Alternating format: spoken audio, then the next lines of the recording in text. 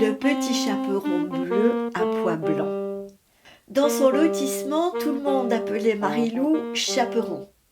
Tout ça parce que Charlotte, sa grand-mère, lui avait un jour tricoté un chaperon en laine rouge comme celui de la petite fille du comte.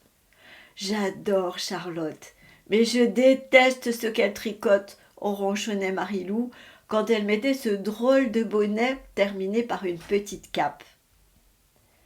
Un mercredi après-midi, Marilou lisait tranquillement dans sa chambre. Elle voulait finir son livre de bibliothèque, lorsque maman l'appela. « Chaperon, ta grand-mère vient d'envoyer un SMS. Elle a un apéritif entre voisins ce soir. Il lui manque des petites choses. J'ai tout préparé, tu peux y aller. » Marilou grogna. Elle voulait vraiment finir son livre. Elle traîna et maman l'appela de nouveau pour qu'elle se dépêche. Dans le sac à dos, il y avait du guacamole dans un petit pot, des biscuits salés parce que Charlotte n'aime pas le sucré, des rondelles de saucisson et un bocal de cornichons. Marilou partit en courant, oubliant de mettre son chaperon. Elle portait sa jolie robe bleue à petits pois blancs qui lui allait à ravir. Sa grand-mère habitait dans un lotissement voisin. On pouvait y aller en traversant une forêt, pas très grande, mais très sombre, où Marilou n'avait évidemment pas le droit de mettre un pied. Bien sûr, il y avait la route. Mais ce jour-là, Marilou décida de courir à travers bois. Maman n'en saurait rien, après tout. Et elle avait son livre à finir. Or, cette forêt, pourtant pas très étendue, abritait un loup qui guettait. Au fond des bois, petit chaperon, rouge ou bleu, sous ton capuchon, a vu le loup et toutes ses dents, comme une histoire du fond des temps. Il vit de loin la petite fille. « C'est elle ou pas elle ?»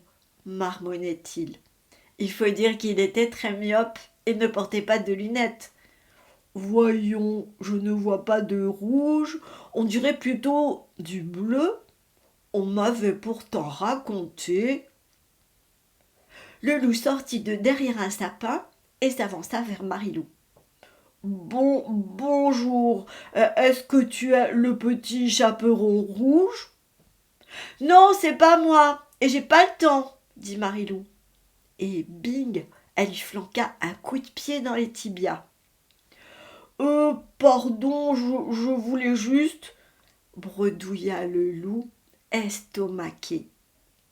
Mais la fusée bleue à petits pois blancs avait déjà disparu entre les arbres. Marilou arriva tout essoufflée chez sa grand-mère. Le plateau pour l'apéritif était prêt, les jolis verres et les jus de fruits maison dans le seau à glaçons.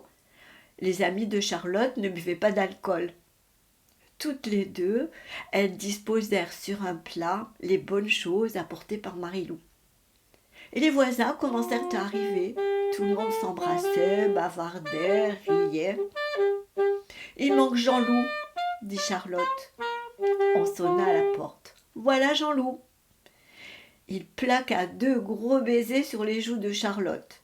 « Pardon, je suis en retard. Je me suis un peu perdue. Pourtant, je connais le chemin, mais... » Il découvrit Marilou qui roulait des yeux tout ronds. « Je suis végétarien, » murmura le loup, « et je viens chaque mercredi jouer à la PlayStation avec Charlotte. » Marilou, un peu gênée, regarda discrètement les pattes du loup là où elle l'avait frappé, mais elle ne vit rien. Ouf. « Moi aussi j'aime bien jouer à la PlayStation, » murmura la petite fille, « mais maman n'en veut pas à la maison. »« Tu n'as qu'à venir avec nous mercredi prochain, » proposa Charlotte. Et c'est ainsi que, chaque mercredi, Marilou échange d'abord ses livres à la bibliothèque, puis elle passe chez sa grand-mère pour le goûter. Goûter suivi de parties acharnées. Avec Jean-Loup, bien sûr.